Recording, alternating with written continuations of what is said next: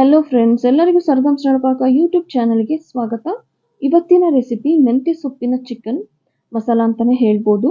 ಇದು ಚಪಾತಿ ಹಾಗೂ ಅಕ್ಕಿ ರೊಟ್ಟಿ ಮತ್ತು ಪೂರಿಗೆ ಒಂದು ಅದ್ಭುತವಾದ ಕಾಂಬಿನೇಷನ್ ಅಂತಲೇ ಹೇಳ್ಬೋದು. ಮಾಡೋದು ಕೂಡ ಅಷ್ಟೇ ಸುಲಭ, ತಿನ್ನೋದು ಕೂಡ ತುಂಬಾ ರುಚಿಯಾಗಿರುತ್ತೆ. ಇದಕ್ಕೆ ಏನೆಲ್ಲ ಸಾಮಗ್ರಿಗಳು ಬೇಕು ಒಮ್ಮೆ ನೋಡ್ಕೊಳ್ಳೋಣ ಬನ್ನಿ. ಮೊದಲಿಗೆ ನಾನಿಲ್ಲಿ ಅರ್ಧ kg ಅಷ್ಟು ಚಿಕನ್ನ ನಾನು ತೊಗೊಂಡಿದ್ದೀನಿ. ಸ್ವಲ್ಪ ಪೀಸಸ್ಗಳು ದಪ್ಪದಾಗೆ ಕಟ್ ಮಾಡಿಸಿದ್ದೀನಿ. ನಂತರ ನಾನು ಒಂದು ಮಿಕ್ಸರ್ ಜಾರ್ಗೆ ಒಂದು 3 ಈರುಳ್ಳಿ ಹಾಗೂ 2 ಟೊಮೆಟೊ, ಒಂದು ಹಿಡಿಯಷ್ಟು ಕೊತ್ತಂಬರಿ ಸೊಪ್ಪು, 2 ಇಂಚಷ್ಟು ಶುಂಠಿ, ಒಂದು 20 ಎಸಳಷ್ಟು ಬೆಳ್ಳುಳ್ಳಿ, ನಾಟಿ ಬೆಳ್ಳುಳ್ಳಿ ಆಗಿರುತ್ತೆ ಇದು. ಇವೆಲ್ಲದನ್ನು ರುಬ್ಕೊಳ್ಳೋಣ. ನೋಡಿ ರುಬ್ಬಿದ ನಂತರ ಯಾವ ರೀತಿ ಕಾಣಿಸ್ತಿದೆ ಅಂತ. ನಂತರ ಒಂದು ಪ್ಯಾನ್ಗೆ ಒಂದು 3 ಟೀ ಸ್ಪೂನ್ ಅಷ್ಟು ಎಣ್ಣೆನ ಹಾಕಿ ಎಲ್ಲ ಚಿಕನ್ ಪೀಸಸ್ಗಳನ್ನು ಹಾಕಿ ಚೆನ್ನಾಗಿ ಫ್ರೈ ಮಾಡ್ಕೊಳ್ಳೋಣ. ನಾನಿಲ್ಲಿ ಎಣ್ಣೆ ತುಂಬಾ ಕಡಿಮೆ ತಗೊಳ್ತಾ ಇದ್ದೀನಿ, ಯಾಕಂದರೆ ಚಿಕನ್ನಲ್ಲಿರುವಂಥ ಜಿಡ್ಡಿನ ಅಂಶನೇ ಎಣ್ಣೆ ಬಿಟ್ಕೊಂಡಿರುತ್ತೆ.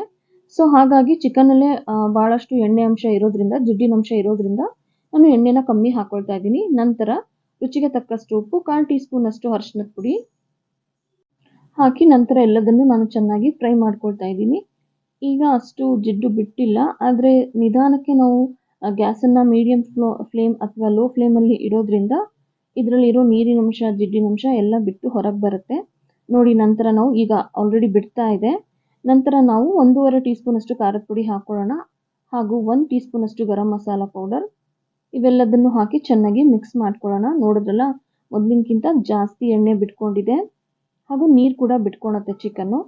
ನಂತರ ನಾವು ಒಂದು ತಟ್ಟೆಯನ್ನು ಮುಚ್ಚಿ ಇದನ್ನು ಬೇಯೋದಕ್ಕೆ ಒಂದು 5 ನಿಮಿಷ ಬಿಡೋಣ. ನೋಡಿದ್ರಲ್ಲ ಎಷ್ಟೊಂದು ಜಿಡ್ಡು ಬಿಟ್ಟು ಹೇಗೆ ಬಂದಿದೆ ಅಂತ. ನಂತರ ನಾವೇನು ರುಬ್ಕೊಂಡಿದ್ವಲ್ಲ ಆ ಮಸಾಲೆನ ಕೂಡ ಇದಕ್ಕೆ ಆ್ಯಡ್ ಮಾಡಿ ಚೆನ್ನಾಗಿ ಮಿಕ್ಸ್ ಮಾಡ್ಕೊಳ್ಳೋಣ.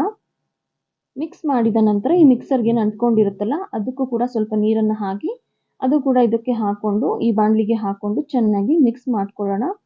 ನೋಡಿದ್ರಲ್ಲ, ಇದಕ್ಕೆ ಬೇಕಾಗುವ ಸಾಮಗ್ರಿಗಳು ಇಷ್ಟೇ. ತುಂಬಾ ಸುಲಭ ಹಾಗೂ ತುಂಬಾ ರುಚಿಯಾಗುತ್ತೆ. ಆದರೆ ಇನ್ನೊಂದು ಐಟಮ್ ಇದಕ್ಕೆ ಆ್ಯಡ್ ಮಾಡೋದಿದೆ, ಅದು ಮೆಂತ್ಯ ಸೊಪ್ಪು. ಅದನ್ನು ನಾನು ನಂತರ ಹಾಕ್ಕೊಳ್ತೀನಿ.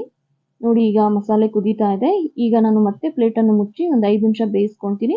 ನೋಡಿ ಬೆಂದ ನಂತರ ಯಾವ ರೀತಿ ಕಾಣಿಸ್ತಿದೆ ಅಂತ. ನಮಗೆ ಬೇಕಾಗಿರುವಂಥ ಪರ್ಫೆಕ್ಟ್ ಆಗಿರೋ ಕನ್ಸಿಸ್ಟೆನ್ಸಿಲಿ ಬಂದಿದೆ. ಆಲ್ಮೋಸ್ಟ್ ಇನ್ನೇನು ಬೆಂದು ರೆಡಿ ಆಗಿದೆ. ಈ ಟೈಮಲ್ಲಿ ನಾವು ಈಗ ಮೆಂತ್ಯ ಸೊಪ್ಪನ್ನು ಹಾಕ್ಕೊಳ್ಳೋಣ. ನಾನು 1 ಕಟ್ಟಷ್ಟು ಮೆಂತ್ಯ ಸೊಪ್ಪನ್ನ ಹಾಕ್ಕೊಳ್ತಾ ಇದ್ದೀನಿ. ನೋಡಿ ನೀವು ಬೇಕಿದ್ರೆ ಇದನ್ನು ಕಟ್ ಮಾಡಿ ತೊಗೊಳ್ಳಿ, ಯಾಕಂದರೆ ನನ್ನ ಮೆಂತ್ಯ ಸೊಪ್ಪು ತುಂಬಾ ಎಳೆದಾಗಿರೋದ್ರಿಂದ ನಾನು ಹಾಗೆ ತೊಗೊಂಡಿದ್ದೀನಿ. ಆದರೆ ನೀವು ಕಟ್ ಮಾಡೋದ್ರಿಂದ ಚೆನ್ನಾಗಿ ಮಿಕ್ಸ್ ಆಗುತ್ತೆ. ಸೊ ಹಾಗಾಗಿ ಕಟ್ ಮಾಡಿ ಸೊಪ್ಪನ್ನು ಸ್ವಲ್ಪ ಸಣ್ಣದಾಗಿ ಕಟ್ ಮಾಡ್ಕೊಂಡು ತೊಗೊಳ್ಳೋದು ಒಳ್ಳೆಯದು. ನೋಡಿ ಎಲ್ಲ ಮಿಕ್ಸ್ ಮಾಡಿ 2 ನಿಮಿಷ ಬೆಂದ ನಂತರ ಯಾವ ರೀತಿ ಕಾಣಿಸ್ತಿದೆ ಅಂತ. ಪರ್ಫೆಕ್ಟ್ ಆಗಿರುವಂಥ ಕನ್ಸಿಸ್ಟೆನ್ಸಿಲಿ ಬೆಂದು ರೆಡಿಯಾಗಿದೆ. ತುಂಬಾ ಚೆನ್ನಾಗಾಗಿದೆ ಕೂಡ. ನಮ್ಮ ಅಕ್ಕಿ ರೊಟ್ಟಿ, ಚಪಾತಿ, ಪೂರಿ ಒಟ್ಟಿಗೆ ಒಂದು ತುಂಬಾ ಚೆನ್ನಾಗಿರುವಂಥ ಗ್ರೇವಿ ಬೆಂದು ರೆಡಿಯಾಗಿದೆ. ಬನ್ನಿ ಇದನ್ನು ಸರ್ವಿಂಗ್ ಪ್ಲೇಟ್ಗೆ ಸರ್ವ್ ಮಾಡ್ಕೊಳ್ಳೋಣ. ಹಾಗೂ ನಮ್ಮ ಸರ್ಗಮ್ಸ್ ನಳಪಾಕ ಚಾನಲ್ಗೆ ಯಾರೆಲ್ಲ ಸಬ್ಸ್ಕ್ರೈಬ್ ಮಾಡ್ಕೊಂಡಿಲ್ವೋ ಒಮ್ಮೆ ನಮ್ಮ ಚಾನಲ್ಗೆ ವಿಸಿಟ್ ಮಾಡಿ ಸಬ್ಸ್ಕ್ರೈಬ್ ಮಾಡ್ಕೊಳ್ಳಿ. ಒಂದೇ ವಿಡಿಯೋನ ನೋಡಿ ಡಿಸೈಡ್ ಮಾಡೋಕ್ಕೆ ಹೋಗಬೇಡಿ. ಒಂದು 3 ರಿಂದ 4 ವಿಡಿಯೋನ ನೋಡಿ ನಿಮಗೆ ಇಷ್ಟ ಆದಲ್ಲಿ ಸಬ್ಸ್ಕ್ರೈಬ್ ಮಾಡ್ಕೊಳ್ಳಿ. ಮತ್ತೆ ಸಿಗೋಣ ನಮ್ಮ ಮುಂದಿನ ರೆಸಿಪಿಯಲ್ಲಿ. ಅಲ್ಲಿ ತನಕ ಟೇಕ್ ಕೇರ್, ಬಾಯ್.